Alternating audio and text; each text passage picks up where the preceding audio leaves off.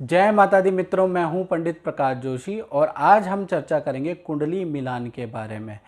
कुंडली मिलान क्या होता है और कुंडली मिलान किस आधार पे किया जाता है। देखिएगा, जो कोई भी व्यक्ति जब भी जन्म लेता है तो उसका एक एक स्टार, बर्थ स्टार होता है जिसे हम नक्षत्र कहते हैं, और नक्षत्र के अनुसार हम कुंडली का मिलान करते हैं। वर और वधू की कुंडली के अनुसार हम नक्षत्र का मिलान करते हैं, और जब नक्षत्र का मिलान करते हैं तो उसके अंदर 36 गुण हम देखते हैं।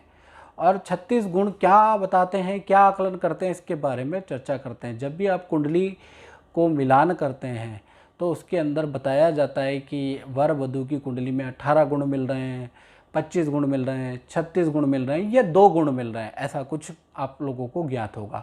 अब ये क्या प्रोसीजर है, ये किस तरह से देखा जाता है, इस बारे में आज हम चर्चा कर लेते हैं। सर्वप्रथम जब हम कुंडली मिलाते हैं तो नक्षत्र के हिसाब से हम इसकी आकलन करते हैं। और सर्वप्रथम जो है देखा जाता है, पहला जो देखा जाता है वो देखा जाता है वर्ण के बारे में चर्चा की जाती है। पहला समूह है वर्ण का। देखिए, वर्ण जो होता है ब्राह्मण, क्षत्रिय, वैश्य और शूद्र होता है। कुंडली मिलान में इसको 1 अंक दिया जाता है, यानी कि वर्ण से ये देखा जाता है कि व्यक्ति का जो बुद्धि है वो ब्राह्मण वर्ण वाली है, यानी कि वो व्यक्ति पढ़ाई वाली बुद्धि है उसकी, या क्षत्रिय या मार कुटाई वाली बुद्धि है, या उसकी व्यापारी बुद्धि है, या उसकी आविष्कारिक बुद्धि है। इस तरह से वर्ण से बुद्धि के बारे में चर्चा की जाती है। फिर उसके बाद वश्य के बारे में आता है। वश्य क्या है?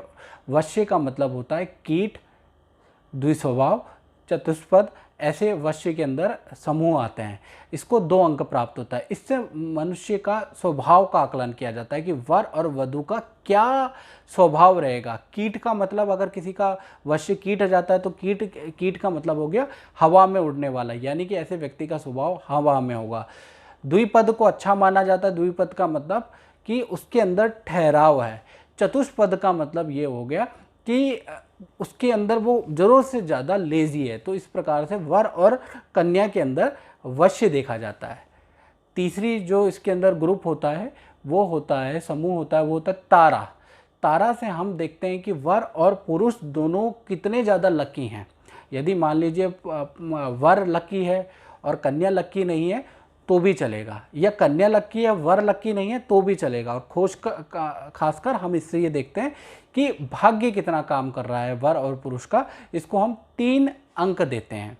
उसके बाद आता है चौथे समूह की बारी, वो होता है योनि।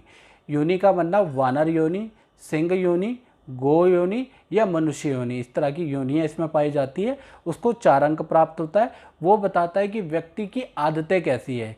वानर की तरह आदतें हैं, या शेर की तरह आदतें हैं, या गौ की तरह आदतें हैं, या चूहे की तरह आदतें हैं। इस तरह से देखा जाता है कि वो व्यक्ति की वानर मतलब समूह में रहेगा, सिंह मतलब अकेला रहेगा, गौ का मतलब शांति तरीके से रहेगा, और मूषक का मतलब ये हो गया उत्पात मचाने वाला रहेगा। तो ये चीज़ें देखी जाती हैं। साथ ही साथ फिर उसके बाद जो अगला समूह होता है वो होता है ग्रह मैत्री का। ग्रह मैत्री मतलब खासकर उसमें मंगल, शुक्र और गुरु की स्थिति देखी जाती है। उसको हम 5 अंक देते हैं कि दोनों की राशि में कितनी मित्रता है। मित्रों, अगर राशि में अगर मित्रता नहीं होगी, सपोज दैट लड़के की राशि मेष है और लड़की की राशि तुला है, तो दोनों के अंदर अगर मित्रता नहीं होगी तो वो एक दूसरे के दुख या मन के अंदर क्या पीड़ा चल रही है उसको समझ नहीं पाएंगे। इसलिए मित्रता होनी बहुत ज़रूरी है दोनों की राशियों के अंदर। उसी प्रकार से फिर अगला समूह आता है गण दोष के बारे में। गण क्या होते हैं इसके बारे में चर्चा कर लेते हैं। गण होते हैं देव, मनुष्य और राक्षस। इसको अंक देते हैं मिलान तालिका के अंदर 6 अंक प्राप्त होते हैं। इसमें ये देखा जाता है कि कौन व्यक्ति किसके ऊपर हावी होगा। जैसा कहा जाता है कि देव मतलब धर्मात्मा सोच वाला व्यक्ति, मनुष्य मतलब सामान्य सोच वाला व्यक्ति, राक्षस मतलब नेगेटिव सोच वाला और नेगेटिव कर्म करने वाला व्यक्ति। तो इसलिए कहा जाता है कि जो सामान्य सोच मनुष्य और राक्षस सोच वाला व्यक्ति अगर मिल जाते हैं, वर और वधू का मिलान हो जाता है, तो ऐसे में क्या हो जाता है, राक्षस सोच वाला हावी हो जाता है। तो इसमें ये देखा जाता है कौन हावी है। इसी प्रकार से बकुट दोष होता है। ये देखा जाता है कि एक की वर की राशि से या कन्या की राशि से कहीं दूसरे की राशि 6, 8, 12 में तो नहीं गई हुई, यानी कि शत्रु तो नहीं है। पता चला कि शादी के बाद पति पत्नी में तो अच्छी बन रही है, लेकिन परिवार में मतभेद हो रहा है, दोस्तों यारों से मतभेद हो रहा है, पूरे परिवार के अंदर लड़की आने से या लड़का आने से सारी मतभेदता आ रही है, डेली डेली घर के अंदर लड़ाई क्लेश झगड़े रह रहे हैं। तो ऐसा आपने आजकल के युग में देखा ही होगा, वो भुकुट दोष के कारण होता है, जिस कारण से पति पत्नी के अलावा क्या होता है, परिवार के सदस्यों के बारे में भी देखा जाता है। अगर भुकुट दोष में 6, 8, 12 आ जाता है तो यानी कि उस लड़की की, उस कन्या की या उस पुरुष की आपके परिवार से नहीं बनने वाली है, तो ये देखा जाता है। अब नाड़ी दोष की बात कर लेते हैं।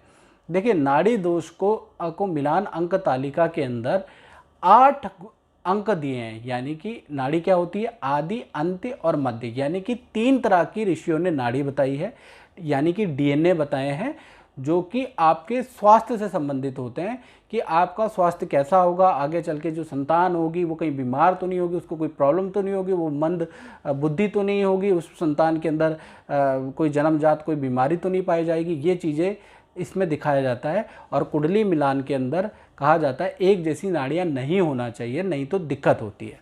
तो इन सबको मिला के देखा जाए तो सारणी को मिला के 36 गुण प्राप्त होते हैं।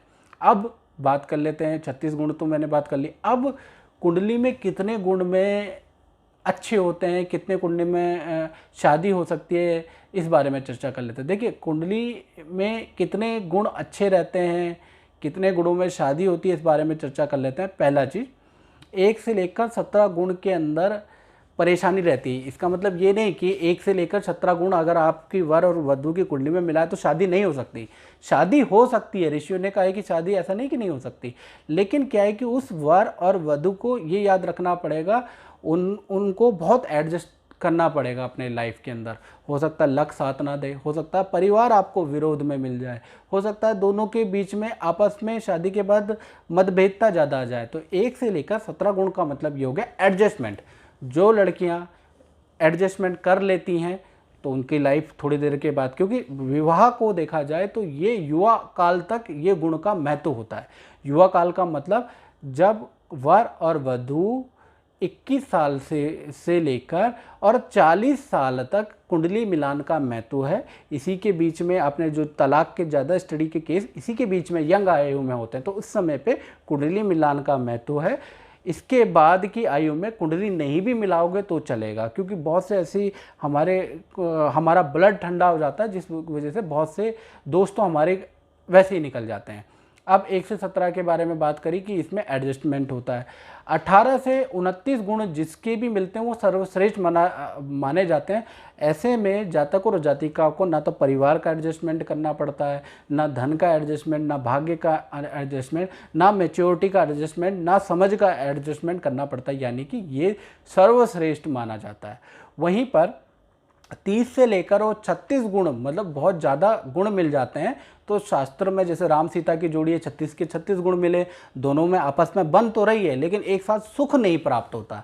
तो इसी प्रकार से 30 से 36 गुण भी बहुत अच्छे नहीं माने गए। तो आज हमने चर्चा करी कुंडली मिलान के बारे में। इस कार्यक्रम में मुझे दीजिए इजाज़त।